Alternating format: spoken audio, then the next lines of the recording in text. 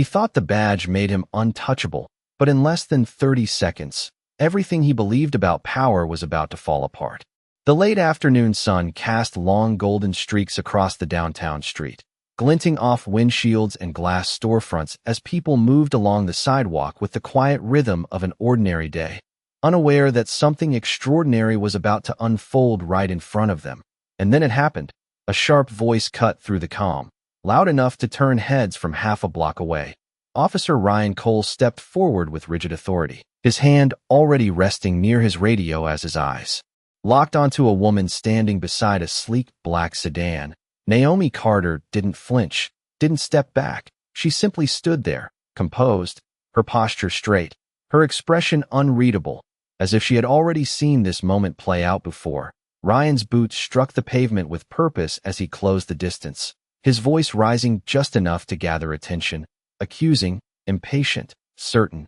"Step away from the vehicle and keep your hands where I can see them," he said, his tone carrying that familiar edge that didn't ask questions. It delivered conclusions. A small crowd began to form, drawn by curiosity, phones subtly raised, eyes watching, waiting. Naomi slowly lifted her gaze to meet his, calm, steady, unshaken.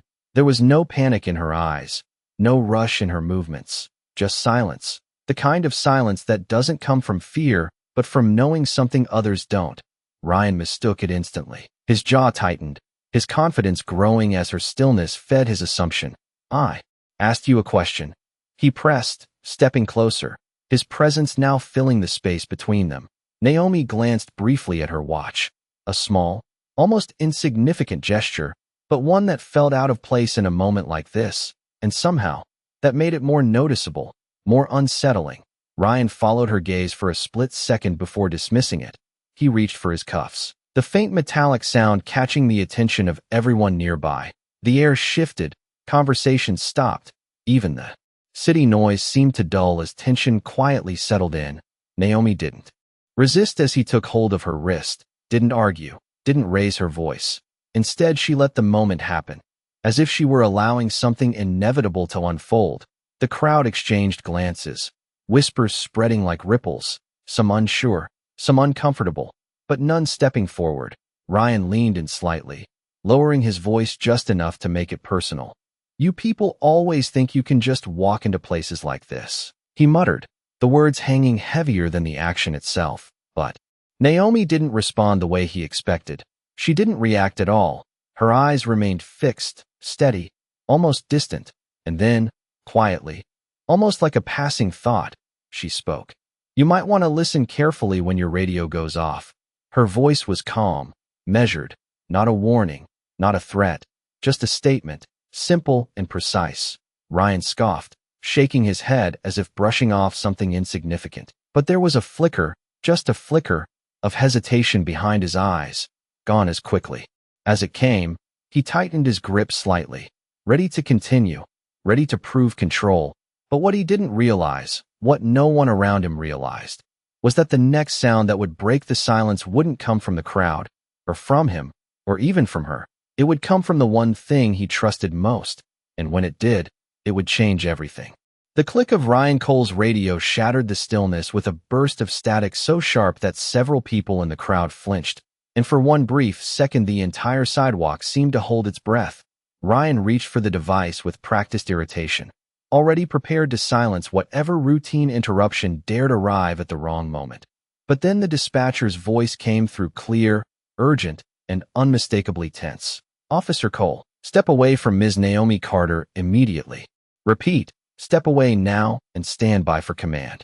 Ryan frowned as if he had misheard it, his hand freezing halfway to the radio, the confidence in his face tightening into confusion.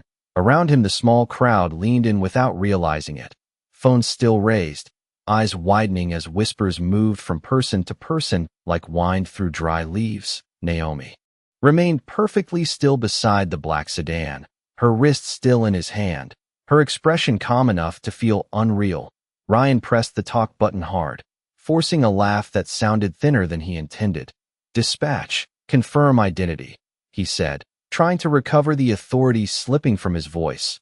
There was a pause, only 2 seconds at most, but it felt much longer.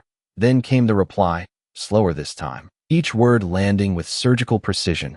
Confirmed. Naomi Carter, incoming Deputy Commissioner of Public Integrity Oversight.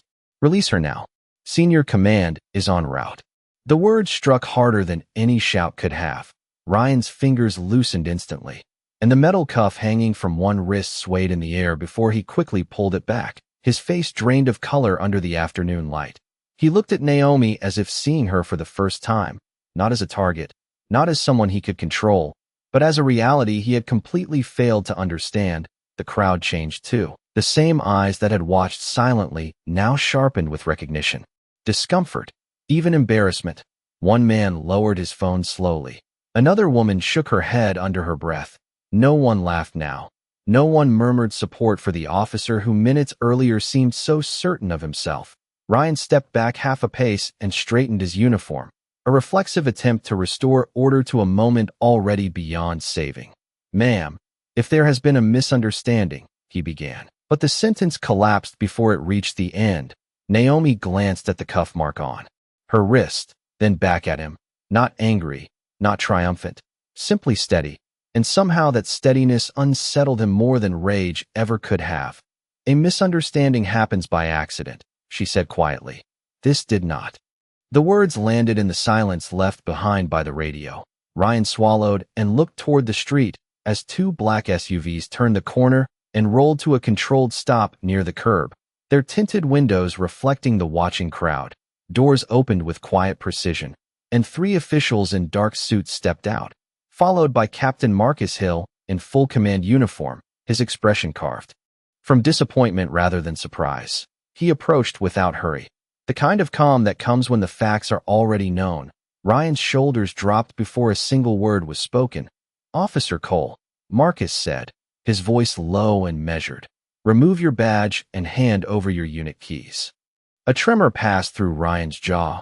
He glanced at Naomi again, desperation beginning to replace denial. "Please," he said, the word small, almost disbelieving as it left him. "I can explain this." Naomi opened the driver's door of the sedan and paused just long enough to answer. "You already did." Then she stepped inside while the city, the crowd, and the officer who had mistaken power for permission watched everything change. Ryan Cole stood on the sidewalk as if the ground beneath him had shifted an inch to the left and never returned, his badge resting in Captain Marcus Hill's open palm, his patrol keys beside it, the sounds of the city coming back all at once now that the shock had broken. Car horns in the distance, footsteps on concrete, the faint murmur of people who had just witnessed something they would repeat for weeks. Naomi Carter remained seated inside the black sedan for a moment, hands resting lightly on the steering wheel, her eyes forward, composed in the way only someone accustomed to storms could be. Then she stepped back out, closed the door softly, and faced Marcus. "Conference room in 15 minutes, she said, her tone calm and direct. "I want every complaint file involving public stops from the last 3 years." Marcus nodded once without hesitation, already being pulled. He replied, while Ryan listened like a man hearing his future read aloud. He tried to speak, but every sentence seemed to die before reaching his mouth. Around them the crowd had thinned, yet no one who remained looked at him the same way. The certainty he once wore had vanished so completely it felt like it had never belonged to him at all. Naomi turned toward the municipal building across the street, its stone steps washed in late sunlight, and began walking, Marcus beside her, two officials trailing behind. Ryan took one involuntary step forward. "Ms. Carter, please," he called out, his voice rough with urgency. She stopped but did not turn immediately, letting the silence reach him first. Then she looked back over her shoulder, waiting. Ryan swallowed hard. "I made a mistake," he said. "I was trying to do my job." Naomi studied him with an expression too controlled to be read easily. "Doing your job begins with facts," she answered. "You started with assumptions." She turned again and continued toward the building, leaving the sentence behind like a door closing. Ryan stood motionless as Marcus paused long enough to add one final instruction. "Internal Affairs will contact you before 6 o'clock. Do not leave the county." Then he followed her inside, the glass doors shutting with a muted thud. Ryan was alone now except for the last few strangers who no longer hid their judgment. One elderly man adjusted his cap, and said quietly as he passed, "Badge does not mean better," then kept walking. The words stung because they were simple, and simple truths are the hardest to outrun.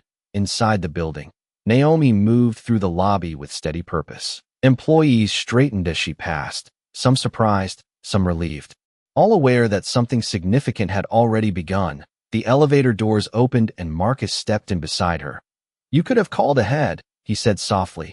Naomi allowed herself the faintest smile. "I did," she replied, tapping the radio clip to his belt. "I just wanted to know how long it would take." Marcus exhaled through his nose, half amusement, half regret, longer than it should have. The elevator rose floor by floor, numbers glowing one at a time, and with each level the street scene below grew smaller, but the meaning of it grew larger. In the conference room upstairs, boxes of archived files already lined the table, thick folders marked with dates, names, and complaints too often dismissed. Naomi removed her blazer, set it over a chair, and opened the first file: photographs, statements, body camera logs, patterns hiding in plain sight. Marcus watched her for a moment, before asking, "What are you looking for first?" She turned a page slowly, eyes narrowing not with anger but focus. "Not first," she said. "How long?" Outside, the sun dipped lower over the city skyline. But inside that room the day was only beginning, and somewhere on a sidewalk below, Ryan Cole finally understood that fear arrives quickly when respect was never there to begin with. By 5:30 that evening, the conference room lights were the brightest thing on the 12th floor, reflecting off polished wood and stacks of files that had not been opened in years. Naomi Carter stood at the far end of the table with her sleeves folded neatly to the forearm, reading page after page with the patience of someone who understood that truth often hides inside paperwork no one wants to revisit. Captain Marcus Hill moved between folders, handing her summaries, timestamps, complaint numbers, internal notes marked resolved with no explanation. The room carried the dry scent of paper and coffee gone cold. Outside the windows, the city glowed amber under the last stretch of daylight. But inside there was only focus. 27 stops with no documented cause. Marcus said quietly, placing another file beside her. 9 complaints dismissed in under 48 hours. Same supervisor signature every time. Naomi turned another page, eyes scanning details most people would skip: badge numbers, witness names, missing footage requests, repeated language copied across reports as if someone believed repetition could become truth. "Patterns are lazy," she said. "They repeat because no one thinks anyone is counting." Marcus looked toward the door before lowering his voice. "You think Cole was acting alone?" Naomi closed the folder in front of her and rested one hand on it. "No one becomes that comfortable by themselves." At the other end of town, Ryan Cole sat in the quiet living room of his apartment, still in partial uniform, tie loosened, television on mute. The screen flashing headlines he could not hear, but already understood. Local footage from downtown had spread online faster than he imagined. Grainy clips of him gripping Naomi's wrist, then stepping back after the radio call, then standing frozen while bystanders stared. Every replay felt longer than the moment had been. His phone buzzed again on the coffee table. Another unknown number, another message he did not open. He had already ignored calls from 2 fellow officers, one union representative, and his mother. The silence in the room felt louder than sirens. He replayed the scene in his head, searching for one detail to excuse himself with, one missing fact, one misunderstanding, but each memory ended at the same place. Her calm voice saying he had started with assumptions. Across the city, Naomi continued reading until she found a witness statement written 18 months earlier by an elementary school teacher who described being detained in front of her students during a field trip. No apology issued. Complaint closed in 3 days. She set the page down carefully, anger never reaching her face. Only resolve. "Call her tomorrow morning," Naomi said. "And everyone else whose names are in these folders." Marcus nodded, then hesitated. "There will be pushback." Naomi looked out the window at the streets below where headlights moved like rivers of light. "Then let them push," she replied. "I am not here to decorate this office." A soft knock sounded at the door, and one of the aides stepped in carrying a tablet. "Ma'am, local media is requesting comment." Naomi did not look up from the next file. "Tell them this is not a story about one officer. It is a story about what was allowed." The aide left quickly, and Marcus gave a faint smile of respect. Downstairs in the lobby, employees who normally rushed home lingered near elevators whispering about the new commissioner, some nervous, some hopeful, everyone aware that the building itself felt different, like windows had been opened after years of stale air. Ryan's phone buzzed once more. This time a message from Internal Affairs with a mandatory interview scheduled for 8 o'clock the next morning. He stared at it until the screen dimmed, then set the phone face down as if darkness could postpone consequence. But upstairs Naomi opened another folder, then another, and somewhere between those pages a city that had learned to shrug was finally being asked to remember. At 7:58 the next morning the Internal Affairs office felt colder than the weather outside, its gray walls plain, its fluorescent lights honest in the harshest possible way. Ryan Cole sat alone at a steel table with a paper cup of untouched coffee growing lukewarm beside him. Every sound in the hallway seemed amplified. Footsteps, doors opening, muffled voices, the scrape of a chair somewhere beyond the room. He had spent the night rehearsing explanations that now sounded thin even in his own head. Training judgment, officer safety, suspicious behavior, routine, procedure, phrases he once trusted because they had always worked before. But this morning, each one felt like a coat too small to wear. The door opened, and 2 investigators entered carrying folders thick enough to erase hope. Neither offered a smile. Neither needed to. "Officer Cole," the older one said as he took a seat across from him. "This interview is being recorded. State your full name for the record." Ryan obeyed, voice dry, hands clasped tightly enough to pale at the knuckles. The second investigator opened a file and slid a still image across the table. A screenshot from the downtown video. Ryan gripping Naomi's wrist while she stood calm beside the sedan. "Walk us through your decision-making," she said, professional and neutral. The neutrality was worse than anger. Ryan began carefully, speaking in the polished language of reports and training manuals. But halfway through his first sentence he heard how hollow it sounded. Because the image on the table did not show danger. It showed certainty built on nothing. Several floors above in the municipal building Naomi Carter addressed a packed conference room filled with department heads, legal counsel, analysts, and command staff who suddenly sat straighter than they had in years. A city seal hung behind her, polished and symbolic. But her attention remained on the people in front of her. "Effective immediately," she said. "All public stop reports involving search, restraint, or identity challenge will receive random monthly review. Body camera gaps longer than 30 seconds require written explanation. Dismissed complaints from the last 3 years will be reopened where patterns exist." Pens moved quickly around the table, some faces unreadable, some clearly uneasy. One deputy chief leaned back and folded his arms. "That will create backlash," he warned. Naomi met his gaze without raising her voice. "Backlash from whom? Exactly?" The room went still. He looked down first. Outside the building, reporters gathered behind barriers, microphones ready, sensing a story larger than one officer. Inside the interview room, Ryan was shown another folder, then another, each containing prior complaints linked to stops with language nearly identical to his current explanation, assumptions described as instincts, citizens described as uncooperative for asking questions, incidents closed without consequence. The older investigator removed his glasses and studied him for a long moment. "Did you ever wonder why none of these cases held?" Ryan did not answer, because he knew the answer now and hated it. He had mistaken protection for approval, routine for righteousness, silence for innocence. Naomi stepped out of the conference room into the hallway where Captain Marcus Hill waited with a tablet in hand. "Phones are lighting up," he said. "Community leaders want meetings. So do 3 council members." Naomi accepted the tablet, but did not look at it yet. "Schedule the community first." Marcus nodded, then lowered his voice. "Cole's interview started 2 minutes ago." Naomi finally looked up, not satisfied, not bitter, simply steady. "Good," she said. "Then maybe for the first time, he is being asked questions before he reaches for cuffs." In the interview room, Ryan's phone and badge sat sealed in an evidence envelope on the side counter, ordinary objects now stripped of power.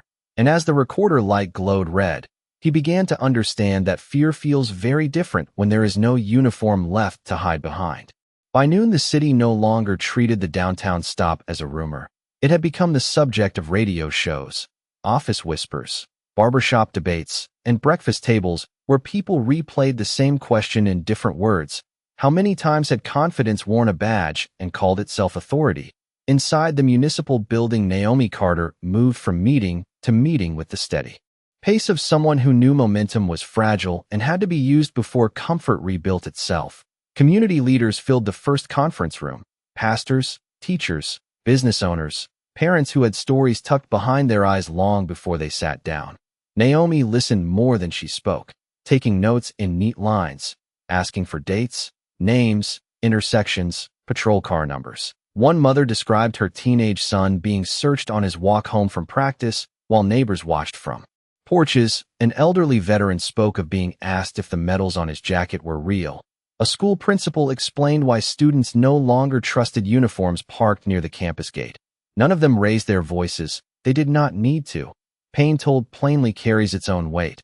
I cannot change what happened yesterday to you, Naomi said after the room had gone quiet. But I can decide whether this building keeps pretending it did not happen.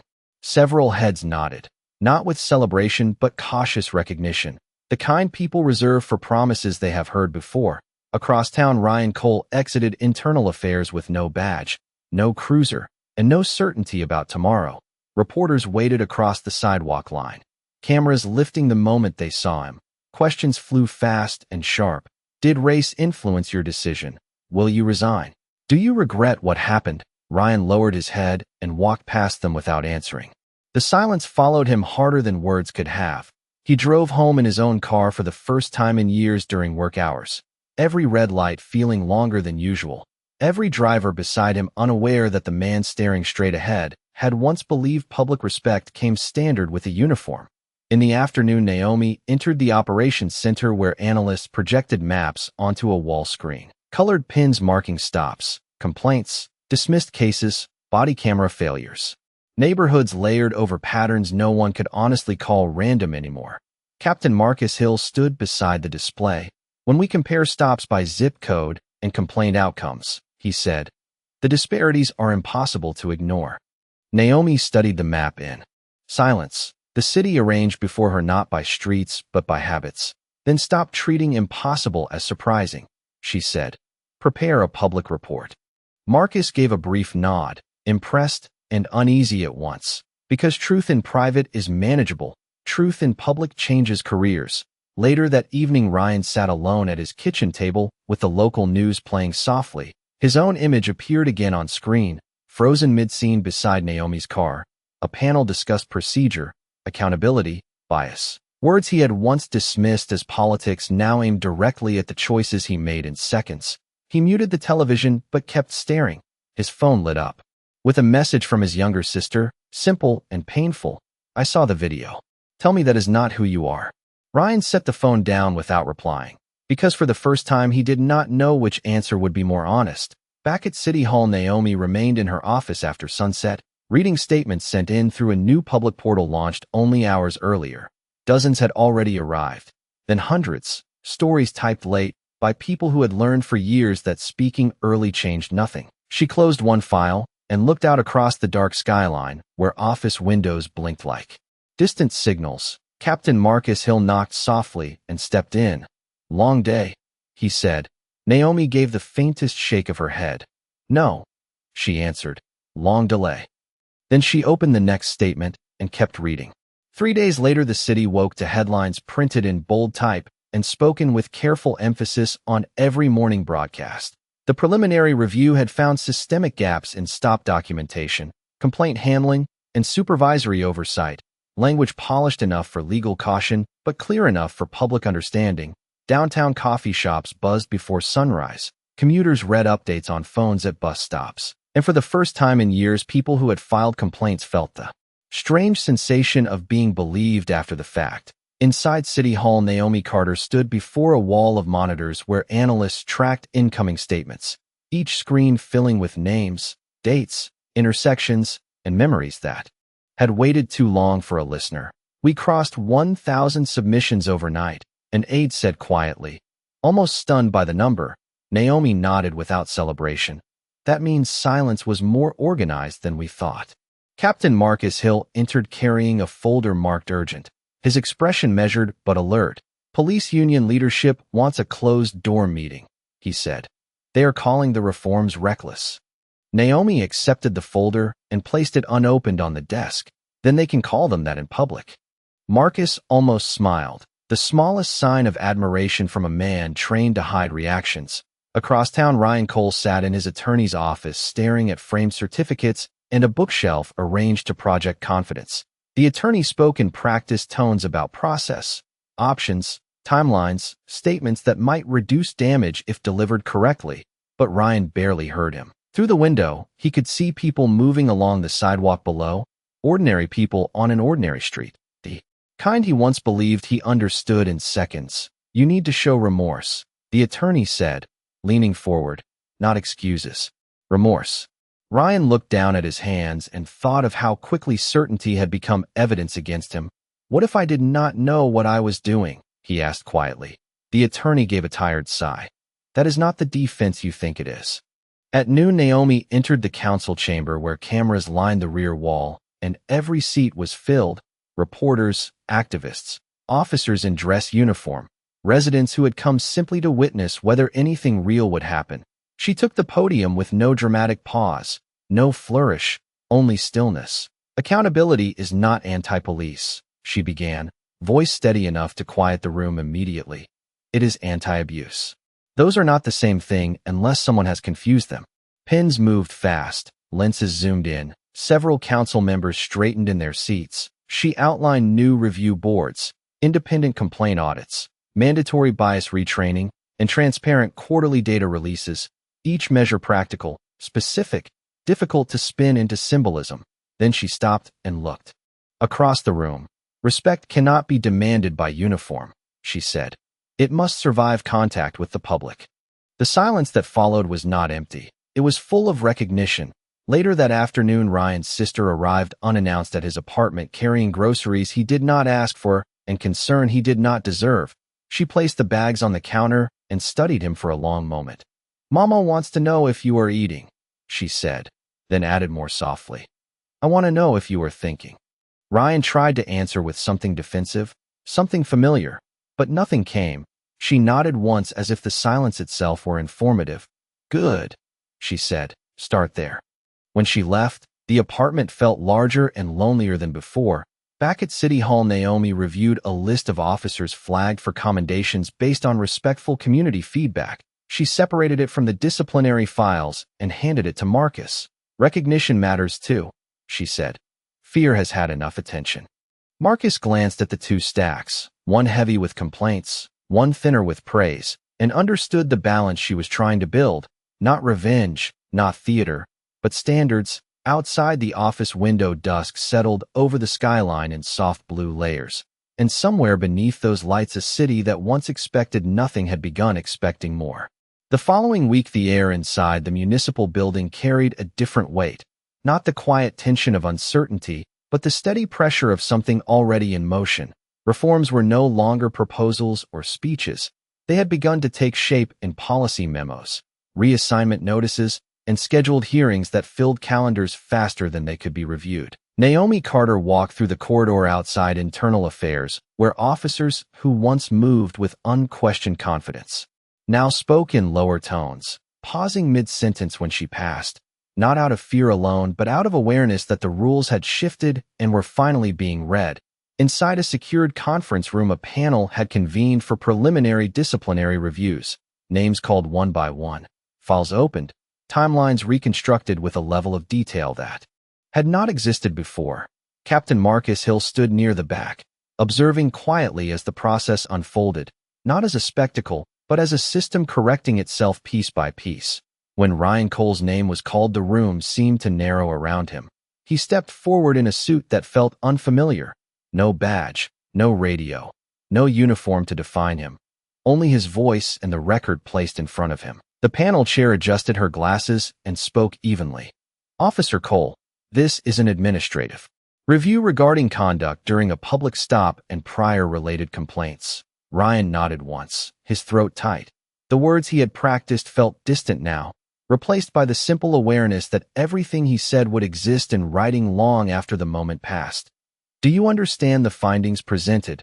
she asked. Ryan glanced at the documents, the images, the statements, including his own recorded interview, and for the first time he did not look for a way around them. "Yes," he said. The word quiet but clear. Across the room, Naomi sat without interruption, not leading the questioning, not directing the outcome, only present, her posture composed, her attention unwavering. Ryan's eyes moved toward her briefly before returning to the table. The panel continued, asking about decision-making, about training, about judgment, but the answers no longer carried the same defensive tone. Something had shifted. Not sudden, not dramatic, but undeniable. When asked why he had acted as he did, Ryan paused longer than before, searching for language that would not collapse under its own weight. "I believed I was in control," he said finally, "and I did not question why I believed that." The room remained silent after the sentence, not because it was dramatic, but because it was honest in a way his earlier explanations had not been. Naomi watched without expression, but inside that stillness was recognition, not approval, not forgiveness, but recognition of truth beginning to surface without pressure.